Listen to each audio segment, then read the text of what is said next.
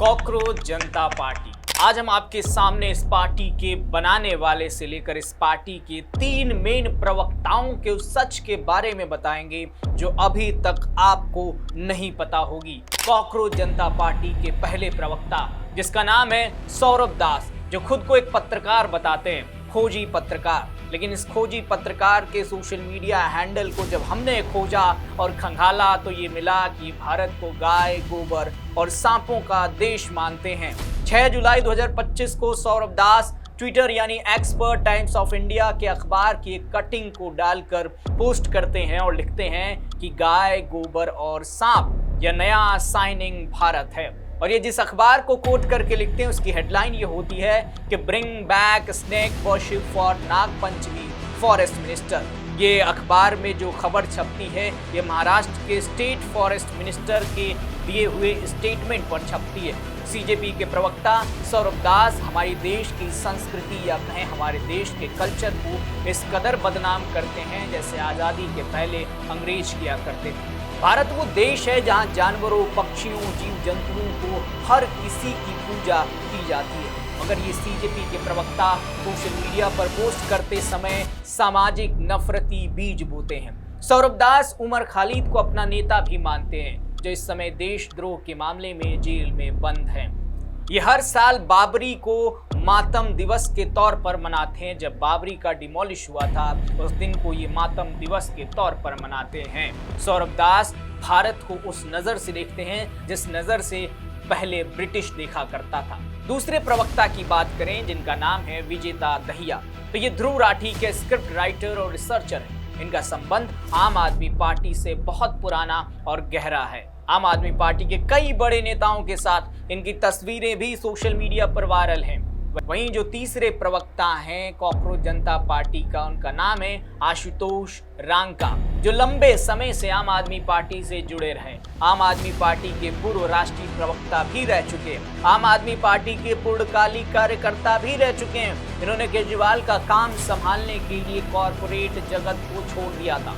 अब बात करते हैं इस कॉकरोच जनता पार्टी के जनक की, इस कॉकरोच जनता पार्टी के माता या कहें पिता की, जिसने सीजेपी बनाकर देश में विकास की बाढ़ ला दी है। तो देखिए उनका नाम है अभिजीत दीपके। अभिजीत दीपके महाराष्ट्र के छत्रपति संभाजीनगर के बलूज इलाके के रहने वाले हैं। एक प्रोफेशनल पॉलिटिकल कम्युनिकेशन स्ट्रेटजिस्ट हैं। ऐसा कहा जाता है दीपके ने पुणे से जर्नलिज्म में ग्रेजुएशन किया और इसके बाद हायर एजुकेशन के लिए अमेरिका को चले गए। अमेरिका में अभिजीत ने बॉस्टन यूनिवर्सिटी से पब्लिक रिलेशंस यानी पीआर में मास्टर्स ऑफ साइंस की पढ़ाई की। मगर जब इनके पीछे अतीत के पन्ने को हम खोलते हैं तो पता चलता है कि अभिजीत दीपके 2020 से 2022 के बीच में आम आदमी पार्टी के सोशल मीडिया टीम के प्रमुख मेंबर थे। दिल्ली विधानसभा चुनाव 2020 के दौरान आम आदमी पार्टी के पक्ष में सोशल मीडिया पर मीम्स की बाढ़ में इनका योगदान सबसे बड़ा माना जाता है। इसके अलावा अभिजीत दिल्ली के शिक्षा विभाग में कम्युनिकेशन एडवाइजर के तौर पर भी काम कर चुके हैं। तो आप सोचिए कि जिस अभिजीत दीपके के तार आप से लेकर आम आदमी पार्टी से लेकर दूसरे विपक्षी दलों से जुड़े हों, वो विकास की बात किस सोच के साथ करता होगा। वो जो भारत में रहकर यहाँ के अलग अलग राजनीतिक दल से जुड़कर सत्ता की मलाई काटकर विदेश में जाकर पढ़ाई करता है, वो भारत के विकास की बात, भारत के छात्रों की बात किस हक से करता है। इस बात में कितनी सच्चाई होगी कि ये देश में बदलाव की बात करेंगे। ये केवल सोशल मीडिया पर इन्फ्लुएंसर के तौर पर स्थापित होकर खुद को एक इन्फ्लुएंसर बताकर एक युवा नेता या कहें अपने नए पॉलिटिकल बैकग्राउंड को तैयार करने की कोशिश में है। ये मैं क्यों कह रहा हूँ, क्योंकि आज यानी 6 जून 2026 को जब वो दिल्ली के जंतर मंतर पर पहुंचे तो बिल्कुल एक नेता के स्टाइल में दिखाई दिए। उनको रिसीव करने के लिए एयरपोर्ट के सामने भव्य काफिला था, कैमरा थे, मीडिया था और वो सिक्योरिटी था। एक हाथ में जब वो जंतर मंतर पर पहुंचते हैं तो एक हाथ में बाबा साहेब भीमराव अम्बेडकर की किताब और वेशभूषा बिल्कुल नेताओं वाली नजर आती है, जिससे सवाल उठने लगा कि क्या ये असल जेनजी हैं, क्या ये वो जेनजी हैं जिन्हें भारत की संस्कृति का पता नहीं, क्या ये वो जेनजी हैं जिन्हें भारत के कल्चर का पता नहीं, क्या ये वो जेनजी हैं जो भारत को गाय, गोबर और सांपों का देश कहते हैं, क्या ये वो जेनजी हैं जो युवाओं के बीच जाकर युवाओं की प्रॉब्लम को समझकर फिर उनके मुद्दों को उठाने की कोशिश करते हैं। या वो जेनजी हैं जो मौका देखकर सत्ता के अंदर आने की कोशिश करते हैं। दोस्तों, अभिजीत दीपके जब तक भारत में रहे तब तक वो आम आदमी पार्टी के लिए काम करते रहे। आज का युवा, आज का एक आम घर का छात्र क्या इतना काबिल है कि अमेरिका में जाकर पढ़ाई कर सके?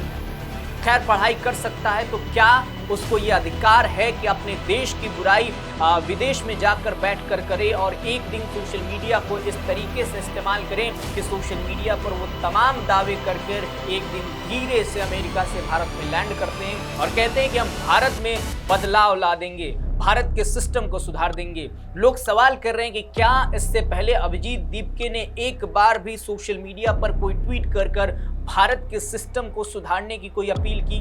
क्या इससे पहले अभिजीत दीपके ने कभी कोई ऐसी बात कही कि कैसे नीट के पेपर में सुधार लाया जा सकता है, कैसे पेपर लीक को रोका जा सकता है, कैसे सीबीएसई के सिस्टम को सुधारा जा सकता है, कैसे जो बच्चे आत्महत्या कर रहे हैं उन आत्महत्याओं को रोका जा सकता है, या कोई ऐसा सुझाव रखा हो इन्फ्लुएंसर बनने के बाद, सोशल मीडिया पर 2 करोड़ से ज्यादा फॉलोअर्स होने के बाद ये बात रखी हो कि सरकार को ये चीजें अपनानी चाहिए? लोग ऐसे सवाल सोशल मीडिया पर कर रहे हैं। दोस्तों, आज जब ये जंतर मंतर पर पहुंचते हैं तो जितने फॉलोअर्स इनके सोशल मीडिया पर दिखाई देते हैं उसका 0.1% भी जंतर मंतर पर नहीं दिखाई देता है। 100 से 150 की भीड़ जो है वहां पर दिखाई देती है। वो भीड़ कौन होती है? वो भीड़ जेएनयू के छात्र होते हैं, वो डीयू के छात्र होते हैं, वो छात्र होते हैं जो दिल्ली के इलाकों में पढ़ रहे होते हैं। हालांकि जब हम विश्वविद्यालय में छात्र राजनीति की बात करते हैं तो छात्र राजनीति में अलग अलग विचारधाराओं की राजनीति होती है। कोई लेफ्ट की राजनीति करता है, कोई राइट की राजनीति करता है। तमाम संगठन विश्वविद्यालयों में बना होता है, एसएफआई होता है, बापसा होता है, एबीपी होता है।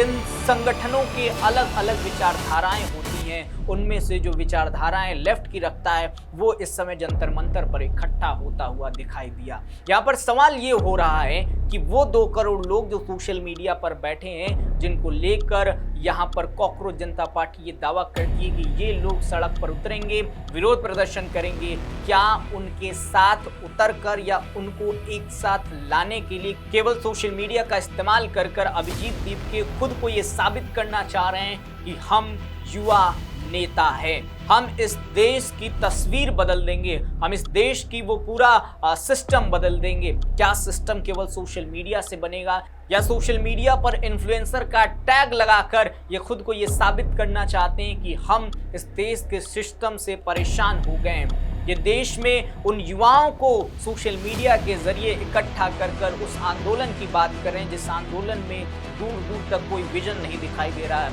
उस आंदोलन की बात करें जिस आंदोलन में सुझाव से ज़्यादा केवल और केवल विरोध दिखाई देता है, उस आंदोलन की बात कर रहे हैं जिस आंदोलन में कोई सजेशन नहीं है, कोई प्लानिंग नहीं है, कोई एग्जीक्यूशन नहीं है, केवल ये है कि हमें अपनी छवि बनानी है, हमें राजनीति में एंटर लेना है। और राजनीति में एंटर लेने के लिए क्या सोशल मीडिया को हथियार बनाना आज के समय में सही है? ये सवाल इस समय सोशल मीडिया से लेकर लोगों के जहन में, असल जेनजी के जहन में तैर रहे हैं। मैं भी जेनजी के कैटेगरी से आता हूं। क्या इस जेनजी को या हमें इस बात की इजाज़त दी जाती है कि आप अपने देश की संस्कृति की बुराई करें, खासकर तब जब आप अपने देश को छोड़कर विदेशों में जाकर पढ़ाई कर रहे हों?